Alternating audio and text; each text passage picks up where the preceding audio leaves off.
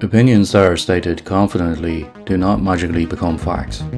Let's talk about the fallacy of arguments from authority. My name is John and you're listening to the Tech Leader Pro podcast. It is week 17 of 2025, Sunday the 27th of April. You're very welcome, guys. I'm endlessly fascinated by logical fallacies. They are everywhere once you become aware of them. Wikipedia even has an entire list of such fallacies, which states the following, quote, "A fallacy is the use of an invalid or otherwise faulty reasoning in the construction of an argument. All forms of human communication contain fallacies," end quote. And like all the Wikipedia entries that I will mention in this episode, I will provide the links for those in the show notes. As I work with all kinds of domain experts, one such fallacy I encounter daily is the argument from authority. According to the Wikipedia entry for that fallacy, quote, "An argument from authority is a form of argument in which the opinion of the authority figure or figures is used as evidence to support an argument. The argument from authority is a logical fallacy, and obtaining knowledge in this way is fallible. A common cognitive bias is that it is a practical and sound way of obtaining knowledge, and some presume to be correct when the authority is universally accepted. Though some consider this to be an obvious circular reasoning and repetition of an argument from authority, and others consider it to be very weak, defeasible argument or an outright fallacy." End quote.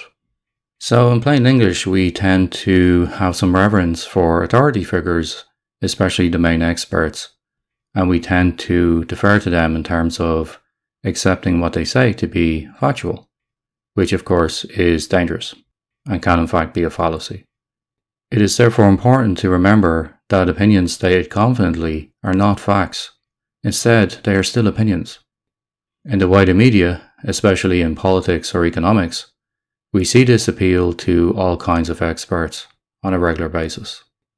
Experts will always speak with confidence on their chosen area of expertise, but that confidence can lead to blind spots, including the dismissal of new evidence that conflicts with their existing mental models. So they themselves have blind spots. This is common.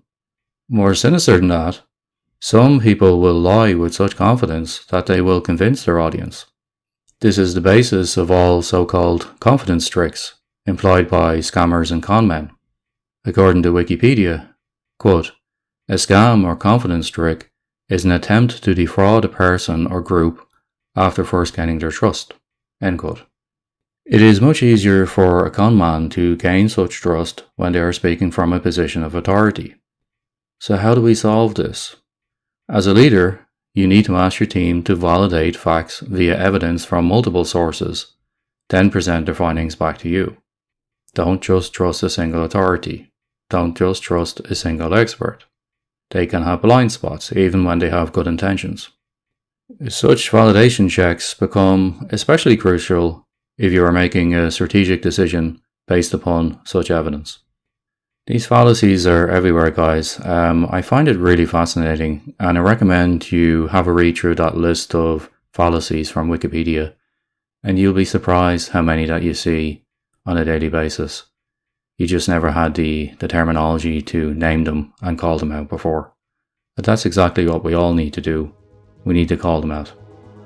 Take care, guys. I'll talk to you next time.